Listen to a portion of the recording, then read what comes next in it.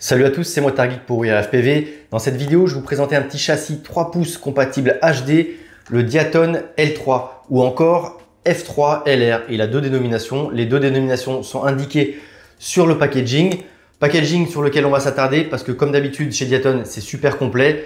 On va faire aussi également un montage à blanc sur le banc et en fin de vidéo, je vous dirai ce qu'on a prévu de monter dedans.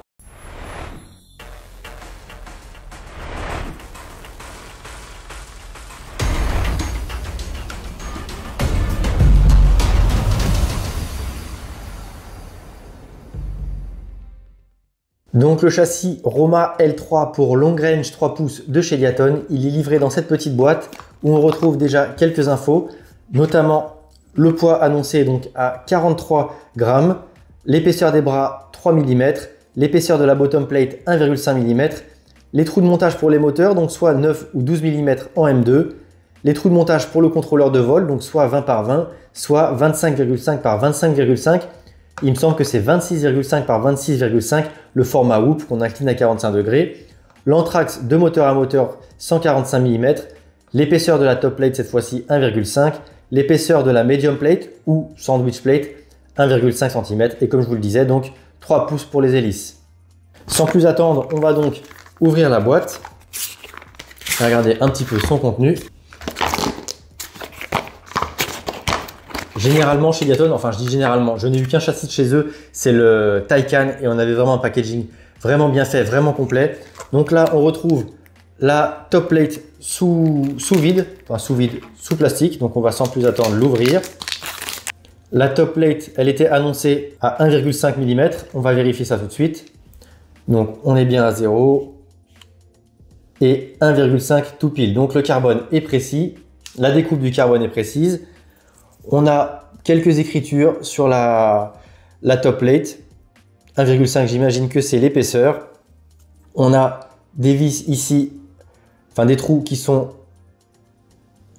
à deux épaisseurs. Donc la vis va venir rentrer dans le carbone. Donc ça, c'est plutôt clean. Là, cette partie-là, elle n'est pas chanfreinée. Le logo Diaton gravé dessus, c'est vraiment clean aussi. Voilà, on est sur du... Voilà, vraiment, ça a l'air d'être du carbone de bonne facture. C'est du T300 3K. On va mettre ça de côté. Ensuite, on a donc les bras avant en Dead Cat qui, quant à eux, sont chanfreinés. Voilà, encore une fois, une belle pièce. On peut voir donc les trous de montage pour les moteurs ici. Ceux-là qui ont une double épaisseur. Donc là, on est sur un double bras qui a l'air quand même relativement solide. Donc annoncé à 3 mm cette fois-ci. 2,9, donc ça c'est plutôt correct. Ensuite, donc on a la bottom plate. Donc la bottom plate, c'est pas chanfreiné non plus. On a les press nuts qui sont déjà intégrés à la plaque de carbone. C'est encore indiqué 1,5 mm. On va vérifier. 1,4 cette fois-ci, c'est globalement plutôt précis parce que je ne sais pas ce que vaut en termes de tolérance mon pied à coulisse. Ici c'est pareil, on peut voir que c'est creusé pour que la tête de la vis rentre dans le carbone, donc ça c'est plutôt clean. Ça je ne sais pas pourquoi on a ici c'est creusé également. Voilà, rien de particulier sur cette pièce-là. La sandwich plate que eux appellent medium plate. Ce n'est pas chanfreiné, on a un trou au milieu, on verra par la suite à quoi ça sert, des encoches ici. Encore une fois, le carbone est creusé pour rentrer la tête de la vis. Normalement, on est sur du 1,5 mm. 1,3, c'est un petit peu moins épais que ce qui est annoncé pour le coup. Le carbone semble toujours de bonne facture. Et dernière pièce du châssis, avant-dernière, parce qu'on a quand même normalement la caméra cage qui est en métal. Donc là, on a deux bras. Voilà, les bras, comme les bras avant, sont chanfreinés. Donc les bras arrière sont à l'unité. On va les mesurer également. 3 mm,1 pour 3 mm annoncé. Donc ça, c'est pas mal. Les bras, on les retrouve en spare. Donc Alexandre, il en a acheté. Donc voilà, c'est livré dans un sachet antistatique avec un bras donc à l'unité qu'on retrouve pour 2,9 € chez DFR. Et le double bras avant est quant à lui à 3,90 € en spare. Donc ça fait du spare pas cher, sachant que le châssis lui de base vaut 30,90 €, donc la boîte complète. toujours chez DFR, donc en France, et on le retrouve pour 28 € environ chez Banggood, donc ça fait 2 € d'écart. Il n'y a pas de gros intérêt à le commander à l'étranger. Ensuite, on a une notice, on va la déballer juste après, et on va regarder ce qui reste au fond du carton. On va mettre ça là. Donc là, on a un support, double support. Ça vient sous la caméra, ça vient sur le châssis, et une grosse vis pour venir fixer la caméra. Donc on peut mettre une GoPro, une Insta360, une Insta One Air ou tout ce que vous voudrez. Donc c'est du plastique moulé et donc rigide. Et il vient se caler donc. Voilà, on a la fente ici pour pas que ça bouge dans la top plate. Hop. Et une fois que c'est mis dedans, vous voyez, ici ça vient bloquer puisque c'est fixé que par 2 vis à l'avant. Et on peut même régler, donc on peut voir que ça c'est bien fait.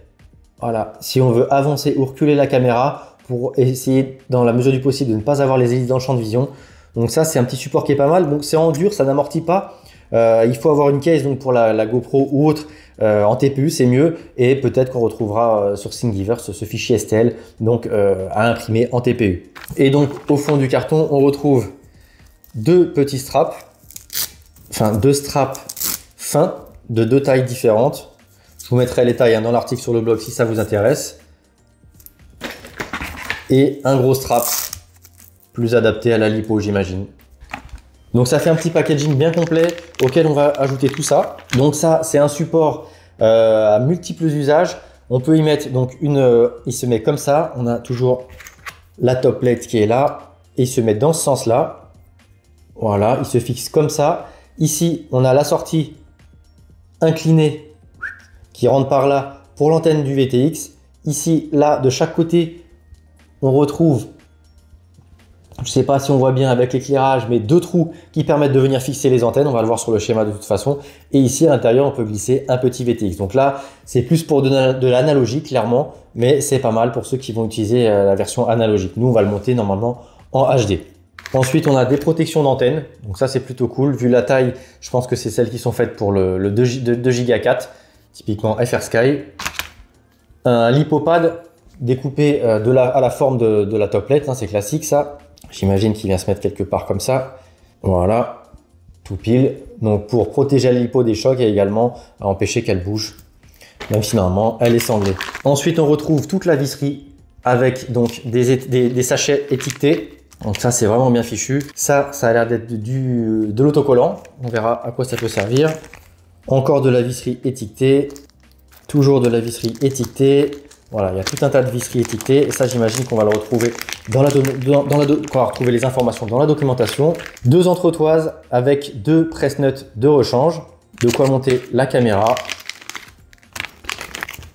De la visserie. Et des petites plaques de différents formats. On va acheter un œil quand même. Donc ça, je ne sais pas exactement encore à quoi ça sert, donc on va voir au montage.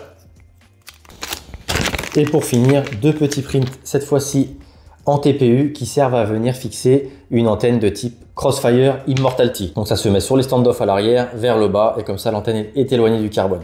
Et donc je vous le disais, la caméra cage qui est en métal, c'est de l'aluminium 70-65. Là, comme ça, en main, c'est très léger. Normalement, c'est relativement solide. Et on va pas se le cacher, ça donne une bonne petite gueule au châssis. Et donc, la notice. Donc là, on est du côté du F3. Je sais pas pourquoi ici, il est F3 LR et non pas L3. Et de l'autre côté, c'est pour la version 4 pouces. Donc, nous, on va s'attarder sur cette version-là.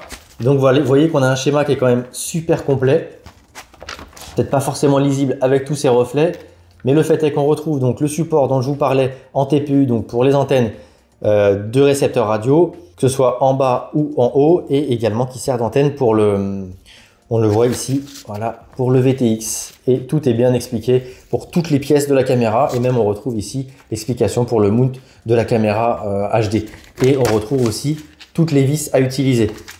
Le schéma ici, je l'aurais bien vu en plusieurs étapes parce que là, c'est pas hyper simple à lire, mais le fait est que tout est indiqué et à chaque fois, on retrouve les vis qui vont bien. Donc là, on se réfère à A4. A4, c'est pour les bras. Voilà, c'est un peu comme un meuble Ikea. Le montage ne devrait pas être trop compliqué. Et donc, je vais m'y atteler de suite.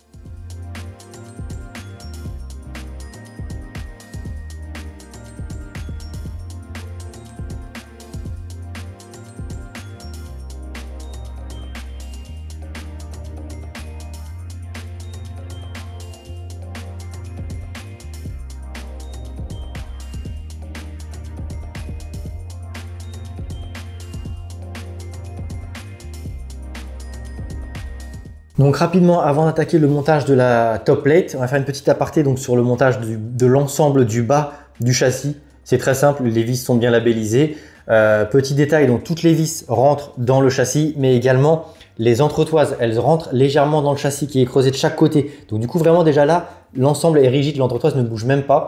Donc ça, c'est un bon point, je trouve. La sandwich plate, donc par le dessous, bon, au niveau centre de gravité, c'est pas ce qui se fait de mieux, mais du coup, ça laisse de la place à l'intérieur.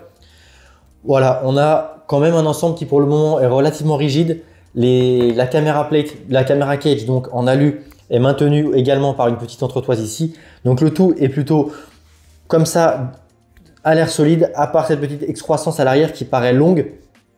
Ici, en termes de casse, c'est peut-être fragile en cas de crash, mais normalement avec la top plate, ça devrait renforcer le tout. Mais je voulais surtout vous montrer donc les trous de montage. Donc comme je vous le disais, on a du 20 par 20 ici. Donc ce qu'on peut faire peut-être, je ne sais pas si j'ai une FETEC FC. Bah voilà, on aurait même la place donc de mettre une FETEC FC. Donc c'est quand même une FC quasiment qui fait du 30 par 30. Donc une FC 30 par 30 avec un adaptateur en 20 par 20, ça passe. Donc ça c'est pas mal. Donc pareil, hein, si on veut mettre des ESC, bon là j'ai que du FETEC, hein, mais on peut mettre n'importe quel, voilà, ça passe du 20 par 20, ça c'est cool. Et on a donc les trous de montage en 30 par 30, enfin 26,5 par 26,5, donc pour les FC au format Whoop qui sont donc installés. On va le mettre comme ça, même si j'ai pas les trous, je sais pas si ça va le faire comme ça. Voilà, à peu de choses près qui se montent comme ça. Donc on a quand même pas mal de place, le châssis est relativement polyvalent. Et vous l'avez peut-être remarqué, donc à l'arrière, on a aussi un emplacement 20 par 20. Est-ce qu'on pourrait y mettre des ESC? Bon, il faudrait des ESC vraiment pas épais parce qu'il ne faut pas que ça vienne toucher quand même les deux entretoises là, juste là. Et donc on a du 20 par 20 à l'arrière, ça dépasse pas mal, mais c'est surtout fait pour venir mettre donc directement, voilà, on a le petit Cadix Vista qui se monte à l'arrière avec un montage en dur. Et ça, bah c'est nickel, voilà, pour voler en HD de chez DJI. Je sais que vous êtes quelques-uns quand même à militer un petit peu pour le Fat Shark. On n'a pas eu l'occasion de le tester et je crois que pour le coup, il ne rentrerait pas dans ce châssis. Et malheureusement, je crois qu'il n'y a pas beaucoup de châssis qui sont prévus pour le Fat Shark. Donc ça, c'était pour la petite aparté. Également, ce qu'on peut voir, c'est que tous les trous, ça c'est pas mal, hein. On a donc la sandwich plate et le bras qui sont creusés pour venir permettre de monter, démonter sans tout enlever. Donc ça, c'est cool. On peut accéder à l'AFC quel que soit le format, sans avoir à démonter les bras. Et donc les vis des bras ne viennent pas transmettre leurs vibrations dans le contrôleur de vol. Donc ça, c'est cool aussi. Les bras arrière, donc ils sont séparés, ils sont quand même maintenus donc chacun par deux vis et ils se touchent ici et ici. Et franchement, bah voilà, on dirait que c'est aussi un seul bras boomerang comme on a à l'avant. Donc globalement, là, c'est un montage qui paraît bien fichu. Et pour le terminer, il reste plus que donc à mettre la top plate.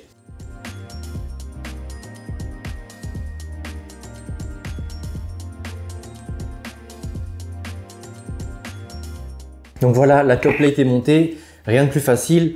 L'ensemble est relativement rigide. L'arrière, finalement, je pense pas que ça casse si facilement. Après, ça va pas être un quad non plus qui est fait pour foncer dans des arbres à pleine vitesse. Ici, vous pouvez voir que les vis dépassent, c'est volontaire. Je l'ai monté tel quel pour pouvoir le peser sans aucun accessoire. Ce qu'on peut faire quand même, donc, c'est voir ce que ça donne avec une FC au format 20 par 20 quand on a la top plate. Voilà, vous pouvez voir que ça dépasse quasiment pas, donc c'est quand même relativement bien protégé. Par contre, si je mets une 30 par 30 en biais, en format Whoop, on peut voir que ça dépasse légèrement. Après, voilà, c'est pas là que ça prend le plus de choc, donc c'est pas mal.